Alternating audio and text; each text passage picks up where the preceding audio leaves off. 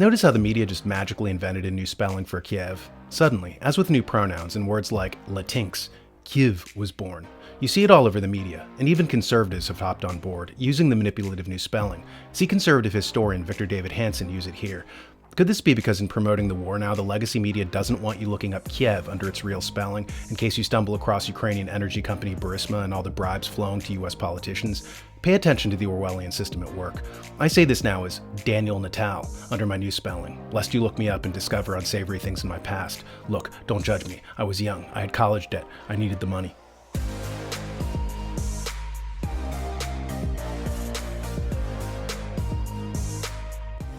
As we reported in our earlier video entitled Russian to War, what's really unfolding now is not a war between Russia and the Ukraine, but a global attack on the US dollar.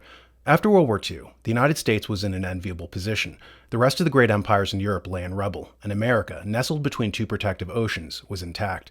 As a result of our stability and perceived reliability, the English pound lost its role as the world reserve currency, and this passed on to the United States. This happened at the Bretton Woods Conference in 1944. A good book on it is Ed Conway's The Summit, Bretton Woods 1944.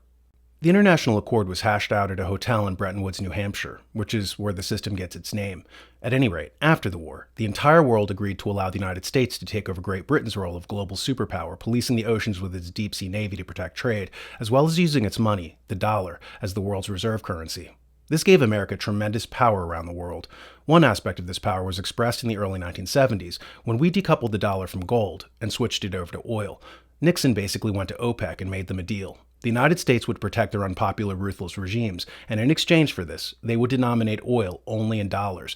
This means that any country that wants to buy oil has to have US dollars. The oil cartels will not accept euros or lira or yen.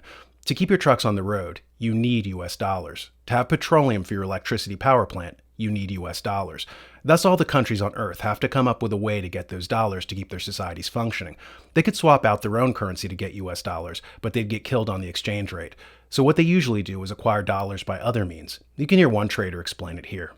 It takes energy and oil to grow an economy. So Japan, for example, has very few natural resources, including oil. Okay, so they must import large amounts of oil. This means that they must have lots and lots of US dollars.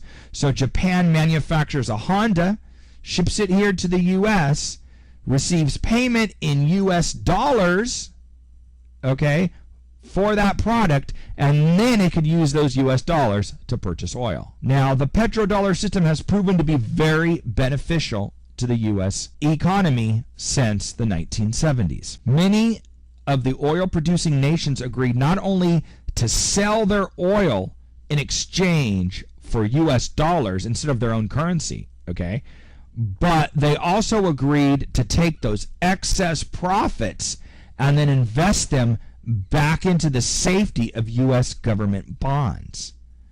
Okay, so in essence, the US receives a double loan out of every single barrel of oil that's sold worldwide. I mean, that's just incredible, you guys. So every global oil transaction, every barrel of oil that is sold on the world markets increases the demand for US dollars. And it also increases the demand for US debt securities or bonds. He makes a good point. Not only do countries acquire US dollars by selling us valuable goods for worthless pieces of paper, but they also buy our treasuries to get their hands on more dollars. And our treasury bonds are basically our debt. This is why we slid into the habit of printing up debt to fund our social programs, because we know that there will always be customers for it. We can print up as much debt as we want, and there will be people willing to buy it to get their hands on those US dollars for oil. If they ever stop buying our bonds, our debt, we're doomed. We will have to start paying for stuff with our own wealth, and we just don't have the money without the world funding us. We also would have to be able to finance those military bases around the world, which are basically funded by the petrodollar system. US power would collapse overnight if people stopped using petrodollars to buy oil. This is why we invaded Iraq. Saddam Hussein threatened to sell oil in euros and other currencies. It's also why we deposed Gaddafi in Libya. He was trying to create a gold-backed African dinar and was going to use that for trade. If the world goes off the petrodollar system, America is in serious peril. And here's the thing. China and Russia have been de-dollarizing. Dumping their U.S. treasuries, they've been acquiring gold for their reserves, as well as other activities that we would perceive as economic warfare, such as creating the BRICS system. That stands for Brazil, Russia, India, China, and South Africa. These are countries who are creating a parallel financial system to bypass the dollar. Initially, there were just 5 countries involved. Now 148 nations have joined up. China has also created a parallel international settlement system called CIPS to oust the American SWIFT system in international banking transactions. CIPS stands for Cross-Border Interbank Payment System. While most of America has been distracted with nonsense, an emerging challenge has been coalescing against the US dollar. And this is problematic, as Tucker Carlson explains here. And finally, a topic no one ever brings up: we must protect the US dollar. America's power derives from its wealth. Rich countries get to do what they want. Poor countries must obey their masters or they get invaded. We just saw that happen. That is the unchanging rule. In this country, control of the US dollar is the key to our wealth. Our entire financialized, debt-based economy rests on the unique privilege of issuing the world's reserve currency. If the US dollar is ever replaced, we are in legitimate trouble. Our debt will come due, our government will go bankrupt, and millions of Americans will become poor immediately. So this is the main thing we ought to be worried about, and it is a greater risk now than ever before. Sanctions are an emotionally satisfying way to punish someone like Vladimir Putin, who clearly does deserve to be punished. No one's really against sanctions. But the question is, do they work? Clearly, multiple sanctions did not prevent last night's invasion of Ukraine. Let's start there. At the same time, sanctions give Russia and many other countries across the world a strong incentive to dump the US dollar, which is the means by which we enforce sanctions. So last summer, for example, in a story that most people didn't pay enough attention to, Russia, in response to sanctions, completely removed the US dollar, its assets, from its sovereign wealth fund, its national wealth fund. The Chinese noticed. They understand exactly how this works. And in their effort to displace the United States, they are strongly in favor of it. China is trying to become the first major country in the world whose central bank issues sovereign digital currency. If that works, and many efforts like it, it would be a huge loss for the United States, an irreplaceable loss that would change this country forever, much more than an invasion of Ukraine. So we should be watching that, attacks on the primacy of the US dollar globally, every bit as intently as we watch the coverage currently on television of the hot war. If at the end of this conflict, whenever that is, countries around the world have come to see the Chinese yuan as a stronger, more stable currency than the US dollar, then this country will have lost more than we understand. Somebody needs to be paying attention to this. Let's fervently hope that somebody is.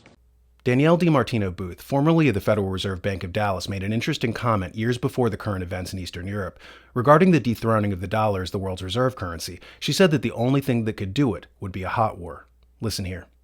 When you talk about the rating agencies, how much of the U.S. sovereign credit rating do you think is based on reality, and how much of it is based on this confidence, global confidence? I mean, how in the pocket of the U.S. are the rating agencies? What's the realistic likelihood that they do what they did to Canada?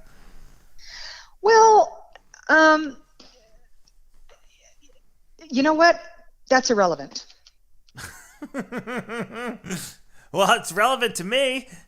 Well, it is and it isn't. I mean, it could be scary, but we forget that the debt of the United States was downgraded a few summers ago. And, you know, the rest of the world kind of yawned. They're like, well, right. Is it going to be the yen? No. Is it going to be the euro? No. Is it going to be the yuan? Hell no. So they're like, well, I guess we're stuck with it. So, you know, until we push the envelope so far that all the conspiracy theorists running around on my Twitter feed, by the way, there is this little button called unfollow. Unfollow. You can do that. But all my conspiracy theorists who think we're going to lose reserve currency status tomorrow, it doesn't work like that. It doesn't. Do your history. Look back at reserve currency status declines. They're associated with this thing called a hot war. So what we have here is a delicate situation in which the United States may be being baited into a hot war with Russia, and China may have more of a hand in what's going on than what most people realize. It was Russia and China in collaboration who made the BRICS financial system to undermine America's financial system. It was Russia and China who promoted SIPS to oust the SWIFT settlement system for international banking transactions. In his book, Destined for War, Graham Allison, a China expert at Harvard, studied history and noticed that when there was a rising power and a declining power, in 12 out of 16 cases, they went to war. He calls this Thucydides' trap. The United States may be lumbering into a bear trap in Ukraine, and events may not be what they seem. Graham Allison points out that China is on track to overtake the United States in GDP by 2024. Demographers have pointed out that China won't have the military-age male population due to their one-child policy to challenge the United States in 5 years. They're aging out. If China's going to make a move, it has to do so within a 5-year window. We're living through that window now. As events unfold, look less to Russia than to China, which is upholding Russia as a decoy. As we're paying attention to Eastern Europe, pay more attention to the financial changes which constitute economic warfare against America. If America starts that hot war, it may not end in the way that Washington wants it to. In case you haven't caught it before, check out the reporting of the New America's own Veronica Kirilenko. She does amazing interviews with original analysis. Check her out on thenewamerican.com or any of the other platforms carrying these videos. Remember the name, Veronica Kirilenko.